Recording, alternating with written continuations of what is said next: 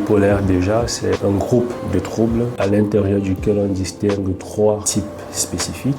Donc, le trouble bipolaire fait partie de la catégorie des troubles de l'humeur. Et donc, on aura un trouble bipolaire de type 1, avec la particularité d'une humeur qui est maniaque. Maintenant, on a le trouble bipolaire de type 2, à l'inverse, qui est caractérisé par une diminution du niveau d'énergie, une baisse de vitalité. Et donc, à ce niveau, c'est une tendance à la tristesse, une tendance à la perte de motivation, un repli sur soi, une limitation dans les relations sociales ou interpersonnelles. Maintenant, le troisième type de trouble bipolaire, c'est le trouble bipolaire mixte, où on va retrouver chez un individu ces caractéristiques-là, okay? Où la personne aura tendance à fluctuer entre les épisodes de manie et des épisodes hypomaniaques.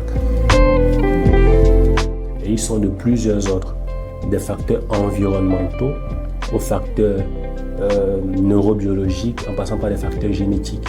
Alors quand on parle de facteurs environnementaux, l'hiver par exemple peut être un facteur de risque. Okay?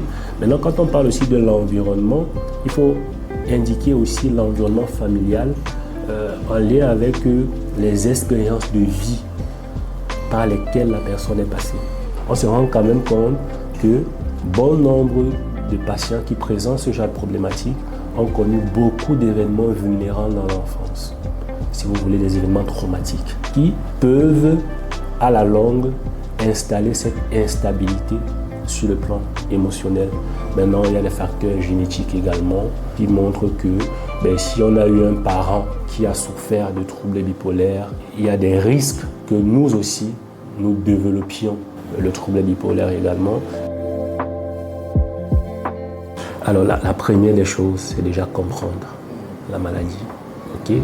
C'est pourquoi quand nous recevons des patients comme cela, en plus de poser le diagnostic, l'étape qui va s'en suivre, c'est une étape de psycho-éducation. Maintenant, après, l'environnement sera très important, le soutien social, ceux qui sont autour de la personne doivent normaliser le vécu de la personne, juste en observant le comportement de leurs proches. Ça veut dire, vous vivez avec quelqu'un, vous avez l'habitude de la voir d'une certaine, ou se comporter d'une certaine façon, d'une certaine manière, et puis du jour au lendemain, vous vous rendez compte que, aïe, cette personne-ci, elle s'enferme dans sa chambre depuis un moment. Cette personne-ci n'aime plus faire ci, alors qu'elle aimait bien faire ça. Donc c'est autant d'éléments, de signaux qui peuvent nous mettre la puce à l'oreille. Et puis, si on se rend compte que ça persiste, demander l'aide d'un spécialiste de santé mentale. Le trouble bipolaire peut bien évidemment être stabilisé, à condition qu'on suive son traitement de façon régulière.